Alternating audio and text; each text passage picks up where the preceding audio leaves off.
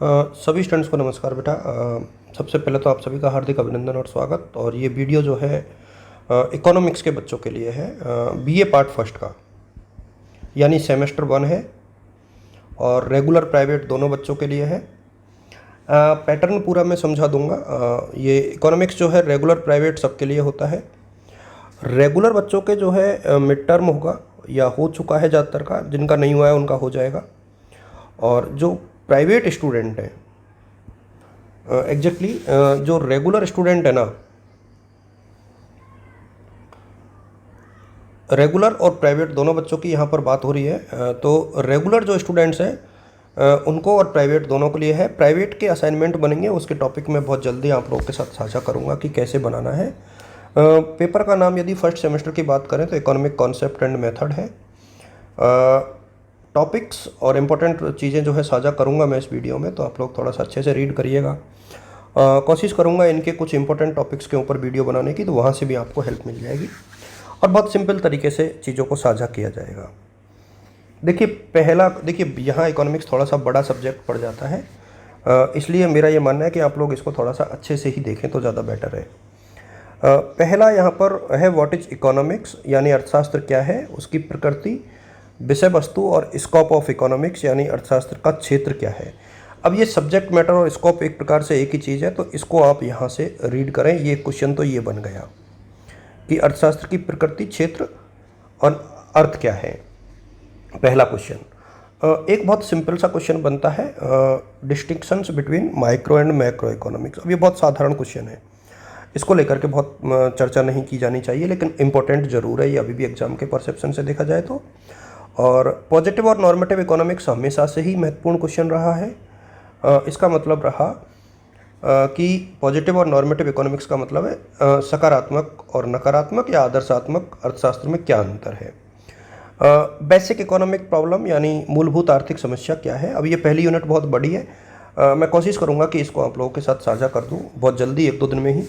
हो सकता है कि आज रात को भी कुछ वीडियो इसके मैं डालूँ। यूनिट सेकंड की हम लोग बात करें तो ये यूनिट थोड़ी सी ऐसी है जहाँ से क्वेश्चंस लगाए जा सकते हैं। देखिए बहुत सिंपल बात मैं बताऊँ, एक तो यहाँ पर कॉन्सेप्ट ऑफ नेशनल इनकम है, बहुत क्लियर कट यहाँ पर दे रखा है कि राष्ट्रीय आय की अवधारणा। अब इसमें circular flow of income, components and measurement of national income.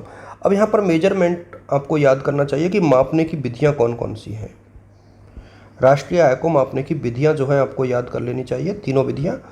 Definitely जो है यहाँ से एक क्वेश्चन आपको मिल जाएगा और एक क्वेश्चन जो है आपको यहाँ से मिलेगा, आर्थिक कल्याण और नेट इकोनॉमिक वेलफेयर में क्या संबंध है। आर्थिक कल्याण, इकोनॉमिक वेलफेयर और शुद्ध आर्थिक कल्याण में क्या अंतर है, एक क्वेश्चन यहाँ से मिलेगा। यदि यूनिट थर्ड की हम लोग बात करें, ये पूरी संभावना है। देखिए जब इंपॉर्टेंट चीज़ें पढ़ रहे हो तो आपको काफ़ी चीज़ें पढ़ लेनी चाहिए। मेरा प्रयास रहेगा कि मैं इन टॉपिक्स को जो बता रहा हूँ उनको पढ़ाने का भी प्रयास करूँगा। अब देखिए मनी वाले सेक्शन में आप जाओगे तो nature, function and importance of money, पहला क्वेश्चन तो यहाँ से मिलने की संभावना रहती है, क्योंकि किसी भी यूनिट का पहला टॉपिक अपने आप में इम्पोर्टेंट होता है।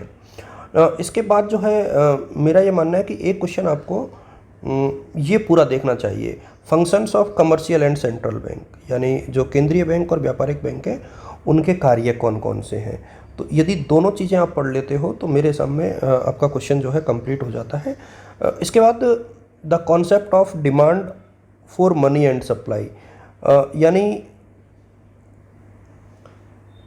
मुद्रा की मांग और मुद्रा की पूर्ति की अवधारणा क्या है, ये भी मैं आप लोगों के साथ साझा करने का प्रयास करूँगा। यूनिट 4 पे आ जाते हैं और यूनिट 5 दोनों का ही एक साथ डिस्कशन हम लोग करेंगे। देखिए मुझे लगता है कि समांतर माध्य मध्यिका बहुलक आप लोगों ने पढ़ी है, तो इसको तो आप लोग मैथमेटिक्स के हिसाब से पढ़ के देखें, 10वीं की बुक से, 10th वाली बुक में दे रखा है, वहाँ से आपका काम हो जाएगा। पहला क्वेश्चन आप यहाँ से पढ़िए, nature and importance and limitations of statics, यानी सांख्यिकी की लिमिटेशंस क्या है। फिर collection and tabulation of data, एक क्वेश्चन यहाँ से बनता है कि आंकड़ों का जो है संग्रहण और सारणीयन, मैं इसको भी बता दूंगा आप लोगों को। Then primary and secondary data, ये क्वेश्चन भी बहुत बार एग्जाम में आया है, प्राथमिक और द्वितीयक आंकड़ों में क्या अंतर है। और इसके बाद सेंसस और सैम्पलिंग मेथड का एक क्वेश्चन जो है बनता है। यानी समग्र और प्रतिदर्श विधि सेंसस और सैम्पलिंग मेथड, एक क्वेश्चन यहाँ से बनता है। तो ये आप लोग रीड कर सकते हो। कोशिश करें बेटा इसके लिए बुक खरीदें, पासबुक को भी ले सकते हैं, बट 1 वीक सीरीज़ को अवॉइड करें क्योंकि चीज़ें उतनी अच्छी नहीं हो पाएंगी। यदि हम लोग बात करें functional relationship in economics, the uses of graph, ये क्वेश्चन यहाँ से आ सकता है पहले, लेकिन आप यहाँ से इस टॉपिक को अच्छे से रीड करें। The concept of total, average and marginal value, एक तो आप यहाँ से ये पढ़ें और नीचे के दोनों टॉपिक्स को अच्छे से पढ़ लें, exchange rate and foreign exchange market and balance of payment and balance of trade. ये सेक्शन आपको पूरा पढ़ लेना चाहिए। तो एक क्वेश्चन जो आपका बनेगा 10 नंबर का, 16 नंबर का, वो यहाँ से हो जाएगा।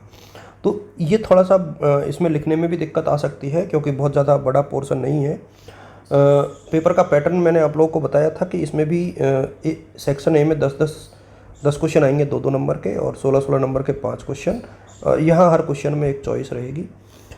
ये एक प्रकार से एक ऐसा पेपर है जहाँ आप लोगों को अच्छे अंक प्राप्त कर सकते हो आप लोग, यदि थोड़ा सा फोकस करोगे तो। ये आप यहाँ पर देख पा रहे हो, इस बार डायरेक्ट प्रैक्टिकल नहीं है आप लोगों के, 50 नंबर का असेसमेंट है।